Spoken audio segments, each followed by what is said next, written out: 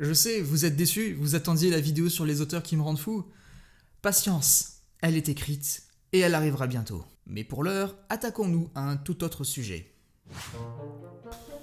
Je dois être le seul auteur à faire cette vidéo. J'ai pas vérifié, mais à mon avis, on doit pas être beaucoup à aimer se tirer des balles dans le pied. J'avais déjà énoncé 5 raisons de lire ma saga sur un vieux post Instagram, et j'avais en tête de l'adapter en vidéo sur ma chaîne. Mais après mûre réflexion, je me suis dit que c'était pas ouf au final comme concept. Alors je me suis dit que j'allais prendre le truc complètement à l'envers, et vous donner 5 raisons de ne pas lire Mardas.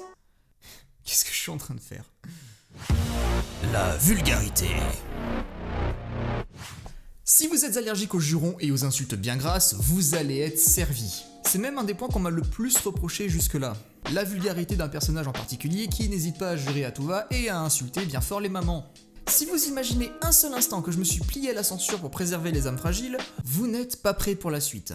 Alors celles et ceux qui pensent qu'on ne doit pas mettre d'injures dans un roman, je vous conseille de passer votre chemin, parce que vous allez passer un mauvais moment et c'est pas le but. Après, je tiens quand même à dire que la vulgarité est dosée. Je fais toujours en sorte de caler une réplique au bon moment pour que l'effet marche. Le but, c'est pas de donner non plus le syndrome de la Tourette au personnage, parce que sinon l'effet comique ne fonctionne plus. Contrairement à ce qu'on pourrait penser, il ne suffit pas de faire dire au personnage « Putain de bordel de merde de connard enculé de ta mère » pour que ce soit drôle. La vulgarité, c'est bien quand c'est travaillé en amont, et que ça colle au contexte de la scène. Ce qui fait au final qu'elle n'intervient qu'en de rares occasions et toujours de la part du même personnage. Petit extrait du tome 2. Il est encore loin ton village? Non. Tu sais ce que je vais faire une fois arrivé? La boucler, j'espère.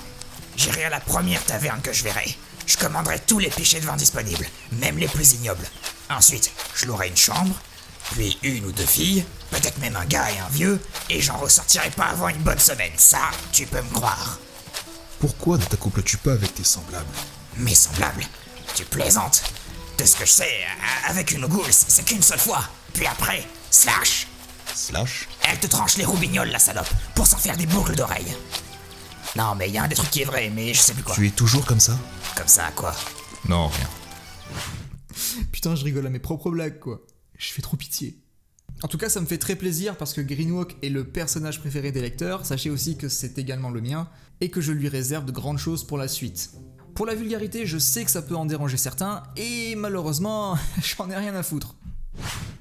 Les scènes gore et violentes. Oh yeah.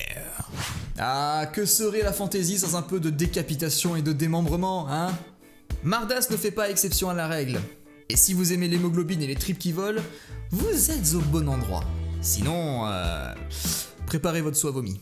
Bon, dit comme ça, j'avoue que ça ressemble un peu à une sorte de slasher movie un peu nanar, mais pas du tout.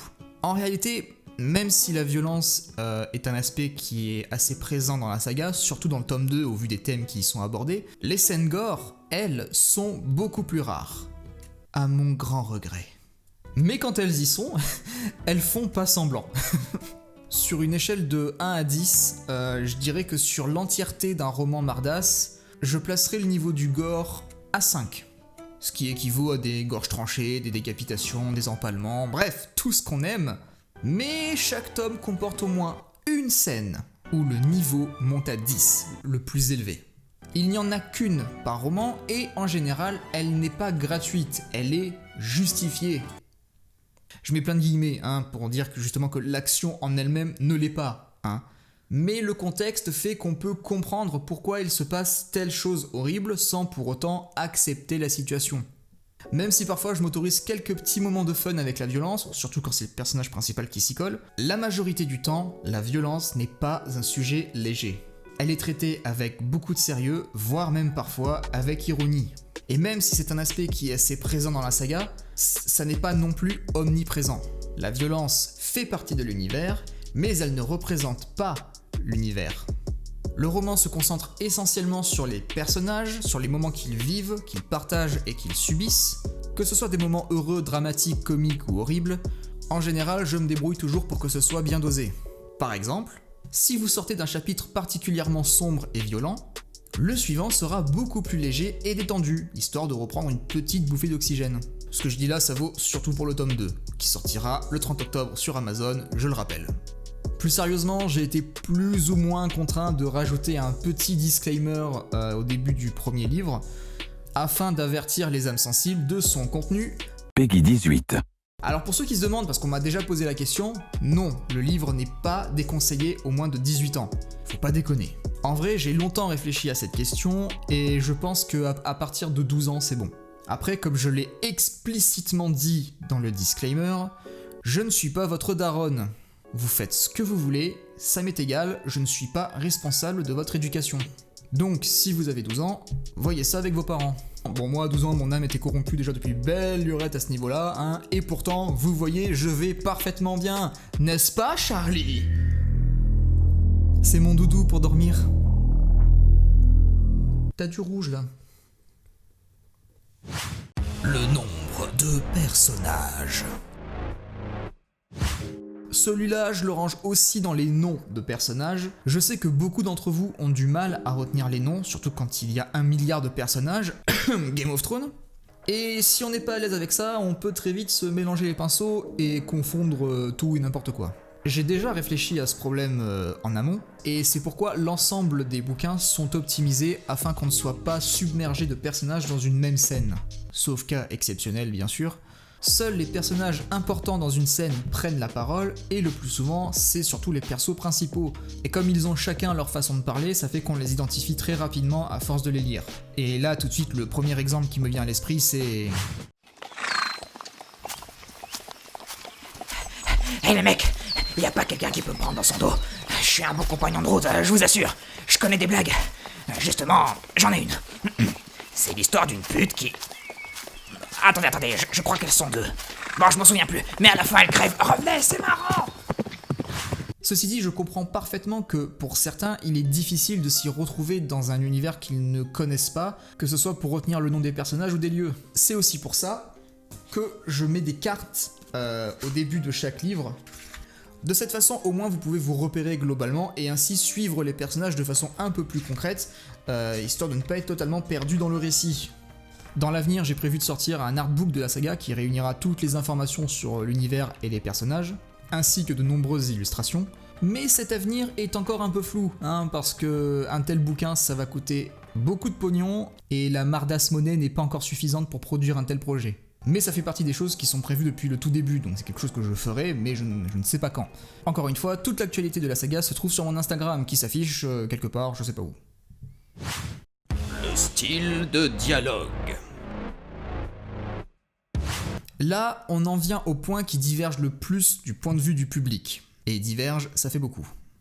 Beauf de France. Comme je tenais à me détacher de la fantaisie traditionnelle, j'ai donc fait le choix d'établir un contraste entre l'époque féodale et la modernité des dialogues, un peu à la manière du Donjon de Nullbuck de John Lang. Bravo! J'ai mal. Qu'est-ce qu'elle dit? On n'entend rien. Elle dit qu'on devrait la laisser là et continuer. Sortez-moi d'ici, c'est tout brillant. Elle dit qu'on devrait lui balancer des rochers sur la gueule pour l'achever. Pas question. Mais avec mon propre style du coup. Je ne voulais pas faire parler mes personnages comme des gens du Moyen-Âge, avec un style pompeux, ennuyant, voire même ridicule. Je voulais que ce soit dynamique, frais, naturel et surtout que ce soit drôle. Je n'écris pas un roman historique, d'accord ? Mon but ce n'est pas d'écrire le Moyen-Âge. De même que je n'écris pas la fantaisie, hein. J'écris ma fantaisie avec mon univers et mes règles. Ce n'est donc pas une erreur de style, comme l'affirment le plus souvent les boomers. C'est le style que j'ai voulu donner à la saga. Donc si ça vous dérange, c'est que vous n'êtes pas le public ciblé. J'adore écrire des dialogues, c'est vraiment une des choses que je préfère le plus dans l'écriture.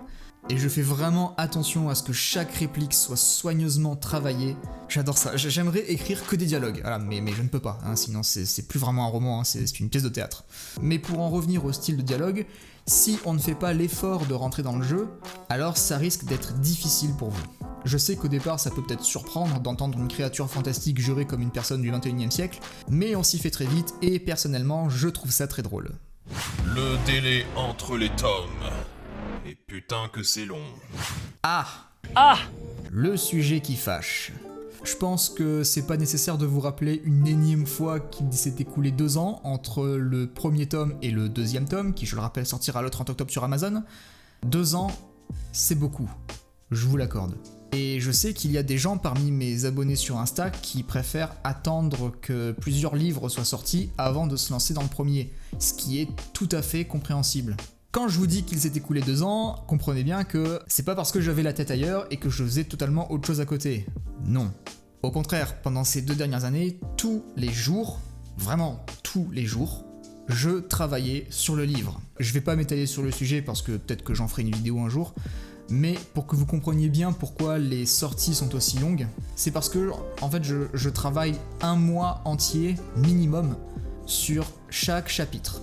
C'est ce qu'il me faut pour établir un début, un milieu et une fin, définir le ou les arcs narratifs à mettre en avant dans le chapitre, définir les scènes et leur ordre d'apparition, choisir minutieusement les informations qui seront dévoilées ou écartées, bref, j'en passe. Certains auteurs sont de vrais fast-food qui arrivent à écrire super vite et à publier 4 ou 5 livres par an.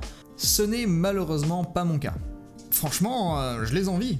En vrai, ça me faciliterait tellement la vie d'écrire aussi vite. Si je pouvais pondre un Mardas tous les 6 mois, je serais super content.